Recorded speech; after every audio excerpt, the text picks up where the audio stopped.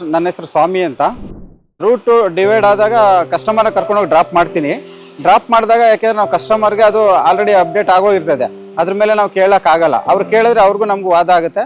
Sir ಕಸ್ಟಮರ್ಗೆ ಒಂದ್ಸರಿ ತಿಳಿಸ್ತೀವಿ, sir ಈಗ ಕಸ್ಟಮರ್ ಯಾಕೆಂದರೆ ಅಲ್ಲಿ ತುಂಬ ಟ್ರಾಫಿಕ್ ಇದೆ, ನಾನು ಬೇರೆ ಕಡೆಯಿಂದ ಡಿವೈಡ್ ಮಾಡಿ ಹೋಗ್ತೀನಿ ಅಂದಾಗ ಕಸ್ಟಮರ್ ಅವರು ಒಪ್ಕೊಂಡಾಗ ಆವಾಗ ನಾವು ಡೈವರ್ಷನ್ ಚೇಂಜ್ ಮಾಡ್ತೀವಿ. ಕಸ್ಟಮರ್ ಹತ್ರ ಯಾವುದೇ ಥರ ಎಕ್ಸ್ಟ್ರಾ ಫೇರ್ ಕೇಳಿಲ್ಲ, ಎಕ್ಸ್ಟ್ರಾ ಫೇರ್ ಕೊಡಿ ಅಂತಲೂ ನಾವು ತಗೊಳ್ಳಲ್ಲ. ಯಾಕೆಂದರೆ ಅದು ಆ್ಯಪಲ್ಲಿ ಎಷ್ಟು ಅಪ್ಡೇಟ್ ಆಗಿರುತ್ತೆ ನಮ್ಮ ಇದರಲ್ಲಿ ಆ ಚಾರ್ಜಸನ್ನು ತಗೋತೀವಿ. ಮತ್ತು ಈಗ ಇದು ಅಷ್ಟೇ, ನಮಗೆ ಈ ಟೋಲ್ ಕೊಟ್ಟಿದ್ದಾರೆ, ಆಲ್ರೆಡಿ ಟೋಲ್ ಇನ್ಕ್ಲೂಡ್ ಆಗಿದೆ ಅಂತ ತೋರಿಸ್ತಾ ಇರ್ತದೆ. ತೋರಿಸಿದಾಗ ನಾವು ಟೋಲಲ್ಲಿ ಹೋಗ್ತೀವಿ. ಟೋಲಲ್ಲಿ ಹೋದಾಗ ಟೋಲ್ ಆಲ್ರೆಡಿ ಅಮೌಂಟ್ ಕಟ್ ಆಗಿರ್ತದೆ. ಏನೇ ಇದ್ರೂ ಫೇರ್ ಚಾರ್ಜಸ್ಸು ನಾವು ನಮ್ಮ ಅವರ ಕಸ್ಟಮರ್ ಕೇರಲ್ಲಿ ಮಾತಾಡ್ತೀವಿ ಹೊರತು ಕಸ್ಟಮರ್ ಹತ್ರ ಯಾವುದೇ ಥರ ನಾವು ಡಿಸ್ಕಷನ್ ಮಾಡೋಕ್ಕೆ ಹೋಗಲ್ಲ ಸರ್. ಫಸ್ಟ್ ಒಂದ್ಸರಿ ಹೇಳ್ತೀವಿ ಅವ್ರಿಗೆ, ಸರ್ ನೀವು AC ಇದು ಬುಕ್ ಮಾಡಬೇಕಲ್ವ ನೀವು ಅಂತ. ಸರ್ ಈಗ ನನಗೆ ಆಪ್ಷನ್ ಇದೆ ನೀವು ಮಾಡಿ ಅಂತ ಅಂದಾಗ ನಾವು AC ಆನ್ ಮಾಡೇ ಮಾಡ್ತೀವಿ. ಯಾಕೆಂದರೆ ಕಸ್ಟಮರ್ಗೆ ಏನು ಪ್ರಿಫರೆನ್ಸ್ ಇದೆ ಅದನ್ನು ನಾವು ಕೊಡಲೇಬೇಕು.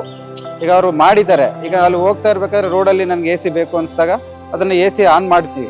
ಆನ್ ಮಾಡಿಬಿಟ್ಟು ಬೈ ಚಾನ್ಸ್ ಅದಕ್ಕೆ ಅವ್ರ ಕಸ್ಟಮರ್ ಏನು ಕೊಟ್ಟಿಲ್ಲ ಅಂದ್ರೂ ಕೂಡ ನಾವು ನಮ್ಮ ಹತ್ರಕ್ಕೆ ಫೋನ್ ಮಾಡಿಬಿಟ್ಟು ಈ ಥರ ಆಗಿದೆ ಸರ್, ಪ್ರಾಬ್ಲಮ್ ಆಗಿತ್ತು, ಯಾಕೆಂದರೆ ಅವ್ರು ನಾನ್ AC ಬುಕ್ ಮಾಡಿದ್ದಾರೆ ಮತ್ತು ಅವ್ರು AC ಹಾಕಿದ್ರೆ ನಾವು AC ಆನ್ ಮಾಡಿದ್ದೀವಿ, ನಮ್ಗೆ AC ಚಾರ್ಜಸ್ ಅಪ್ಡೇಟ್ ಆಗಿದೆ, ಇಲ್ಲ ಅಂದರೆ ಅಪ್ಡೇಟ್ ಮಾಡಿಕೊಡಿ ಸರ್, ಇಲ್ಲಾಂದ್ರೆ ಕಸ್ಟಮರ್ ಹತ್ರ ಫೀಸ್ ತೆಗೆದುಕೊಡಿ ಸರ್ ಅಂತ ನಾವು ನಮ್ಮ ಹತ್ರಲ್ಲಿ ಹೇಳ್ತೀವಿ ಸರ್. ಅವರು ಈಗ ಒಬ್ಬರು ಮನೆ ಹತ್ರ ಪಿಕಪ್ ಮಾಡಿದೆ, ಅವ್ರು ಬಂದ್ಬಿಟ್ಟು ಅವರು ಮಗಳು, ಅವ್ರಿಗೆ 18 ವರ್ಷ.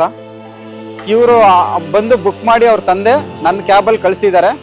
ಕಳಿಸಿದಾಗ ಮತ್ತೆ ಅವ್ರು ಕರ್ಕೊಂಡೋಗಿ ಸೇಫ್ ಆದ ಜಾಗಕ್ಕೆ ಅವರು ಬುಕ್ ಮಾಡಿದ ಸೇಫ್ ಪ್ಲೇಸಿಗೆ ಕರ್ಕೊಂಡೋಗಿ ಬಿಟ್ಟಿದ್ದೀನಿ.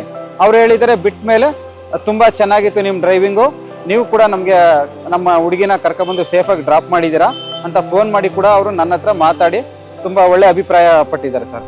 ನಾವು ಕನ್ನಡದವರು, ಲ್ಯಾಂಗ್ವೇಜ್ ವಿಷಯಲ್ಲೇ ನಮ್ಗೆ ಅದು ಆಗುತ್ತೆ, ಅವ್ರಿಗೂ ಆಗುತ್ತೆ ನಮಗೂ ಆಗುತ್ತೆ. ನಾನೊಂದೇನೋ ಹೇಳಿರ್ತೀನಿ, ಅವರೊಂದೇನೋ ತಪ್ಪಾಗಿ ಅರ್ಥ ಮಾಡ್ಕೊಬಿಡ್ತಾರೆ. ಅವ್ರಿಗೆ ಕನ್ನಡ ಬರಲ್ಲ, ನಮ್ಗೆ ಹಿಂದಿ ಬರಲ್ಲ. ಅವಾಗ ಅವ್ರೇನೋ ಒಂದು ಹೇಳ್ತಾ ಇರ್ತಾರೆ, ನಾವೊಂದೇನೋ ಹೇಳ್ತಾ ಇರ್ತೀವಿ. ಲ್ಯಾಂಗ್ವೇಜಲ್ಲಿ ಅದು ಪ್ರಾಬ್ಲಮ್ ಆಗಿದೆ ಸರ್, ನನಗೂ ಅದು ಕೂಡ ಅದು ಆಗಿದೆ. ನಾವು ಕಸ್ಟಮರ್ ಹತ್ರ ನಾವು ಬಂದಿಲ್ಲ ಅಂದರೆ ಜಾಸ್ತಿ ಮಾತಾಡೋಕೆ ಬರೋದು, ಅವ್ರಿಗೆ ಏನು ಹೇಳಿದ್ದಾರೆ ಲೊಕೇಶನ್ಗೆ ತಗೊಂಡೋಗಿ ಬಿಡಬೇಕಾಗತ್ತೆ ಅಷ್ಟೇ. ಬಟ್ ಏನಾದರೆ ನೀವು ಮಾತಾಡ್ಬೋದು, ಅಂದರೆ ನಾವು ಏನೋ ಅಟ್ಲೀಸ್ಟ್ ನಿಮ್ಗೆ ಎಷ್ಟು ಇಂಗ್ಲೀಷ್ ಬರುತ್ತೋ ಅದರಲ್ಲಿ, ಇಲ್ಲಿ ಎಷ್ಟು ಹಿಂದಿ ಬರುತ್ತೋ ಅದರಲ್ಲಿ, ನಿಮಗೆ ಅವರು ತಮಿಳವರು ಆದರೆ ತಮಿಳಲ್ಲಿ ಸ್ವಲ್ಪ ನಿಮಗೆ ಗೊತ್ತಿರುತ್ತೆ. ಡ್ರೈವರ್ ಅಂದರೆ ಸಾಮಾನ್ಯವಾಗಿ ಒಂದು ಸ್ವಲ್ಪ ಆದರೂ ಕಲ್ತ್ಕೊಂಡಿರ್ತೀರ, ಅದರಲ್ಲಿ ಮ್ಯಾನೇಜ್ ಮಾಡ್ಕೊಂಡು ಕರ್ಕೊಂಡೋಗಿ ಅವ್ರನ್ನ ಆದಷ್ಟು ಅವ್ರ ಸ್ಥಳಕ್ಕೆ ಡ್ರಾಪ್ ಮಾಡೋದು ಒಳ್ಳೆಯದು ಅಂತ ನಾನು ಅಂದ್ಕೊಂಡಿದ್ದೀನಿ. ಈಗ ಎಲ್ಲ ಟೆಕ್ನಾಲಜಿ ತುಂಬ ಇಂಪ್ರೂವ್ ಆಗಿದೆ. ಮತ್ತು ನಮ್ಮ ಗೌರ್ಮೆಂಟ್, ನಮ್ಮ ಸರ್ಕಾರದವ್ರು, RTO ಕೂಡ ಇವಾಗ ಕೆಲವೆಲ್ಲ ಟೆಕ್ನಾಲಜಿ ಯೂಸ್ ಮಾಡ್ತಾ ಇದ್ದಾರೆ. ಈಗ ಮತ್ತೆ ರೀಸೆಂಟಾಗಿ ಈಗ ಪ್ಯಾನಿಕ್ ಬಟನ್ನ ಫಿಟ್ ಮಾಡಿ, GPS ಅನ್ನು ಫಿಟ್ ಮಾಡಿ ಅಂತ ನಮ್ಮ ಸರ್ಕಾರದಿಂದನೇ ನಮಗೆ ಎಲ್ಲ ಗೈಡ್ಲೈನ್ಸ್ ಕೊಡ್ತಾ ಇದ್ದಾರೆ. ನಮ್ಮ ಕಸ್ಟಮರ್ನ ನಾವು ಸೇಫಾಗಿ ಕರ್ಕೊಂಡೋಗ್ಬಿಟ್ರೆ ನಮಗೆ ಯಾವುದೇ ಬಿಸ್ನೆಸ್ ಆಗೋದು. ನಾವು ಕಸ್ಟಮರ್ನ ನಾವು ಸುಮ್ಮನೆ ಅವ್ರಿಗೆಲ್ಲ ಗಲಾಟೆ ಮಾಡಿಕೊಂಡು ತೊಂದರೆ ಕೊಟ್ಕೊಂಡು ಕರ್ಕೊಂಡು ಹೋದರೆ ನಮಗೆ ಬಿಸ್ನೆಸ್ ಆಗಲ್ಲ. ಅಂದರೆ ಆ ಡ್ರೈವರ್ಗಳಿಗೆ ಹೇಳ್ತಾ ಇರೋದು ನಾನು.